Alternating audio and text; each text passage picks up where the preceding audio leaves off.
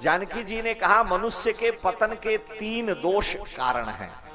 3 कारणों से, 3 दोषों से मानव का पतन हो जाता है, वो नरकगामी होता है। और वो 3 दोष पहले से दूसरा, दूसरे से तीसरा ज्यादा शक्तिमान है। पहला दोष है मनुष्य के पतन का झूठ बोलना, बिना कारण के ही झूठ बोलना। अगर किसी जीव की रक्षा है, कोई आवश्यक है कि बिना झूठ बोले काम नहीं चल सकता, तो वहां तो ठीक है, लेकिन फालतू झूठ बोलना तो असत्य भाषण।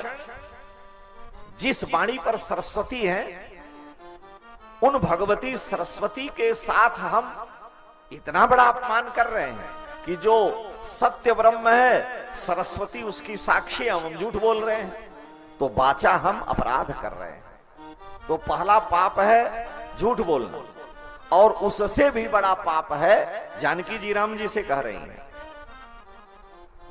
उससे बड़ा पाप है परदाराभिमर्शन, दूसरे की पत्नी से संबंध करना।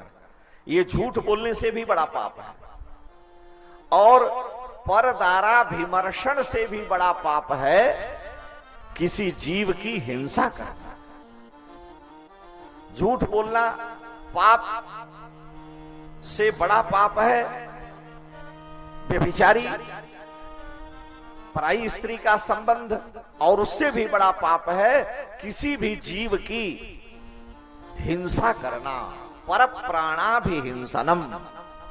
तो आप में पहला दोष नहीं है। वाल्मीकि रामायण में जानकी जी राम जी से कह रही हैं, पहला दोष आप में नहीं है। क्यों? कि रामो द्विर्ना विभाषते,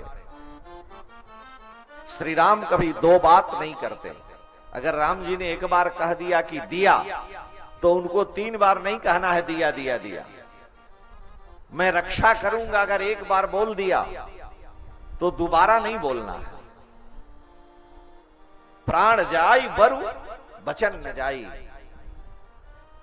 तो आप असत्य नहीं बोलते। रामो द्विर्नाभिभाषते, ये दोष, पहला दोष आप में नहीं है। और दूसरा दोष भी आप में नहीं है, क्योंकि स्वप्न में भी आप पराई स्त्री को नहीं देखते। जे ही सपने हो पर नारी नहेरी। लेकिन तीसरा दोष मुझे आप में आता हुआ दिख रहा है, जानकी जी राम जी से कह रही हैं, और वो दोष है पर प्राणाभिहिंसनम, किसी व्यक्ति के प्राण को लेना। परमात्मा ने उसे जीने के लिए भेजा, ईश्वर ने उसे कुत्ता, बिल्ली, मनुष्य, घोड़ा, गधा जो भी बना के भेजा, वो अपनी इच्छा से संसार में जीने के लिए स्वतंत्र है, लेकिन हम उसके जीवन का नाश कर दे रहे हैं, हमने उसका वध कर दिया।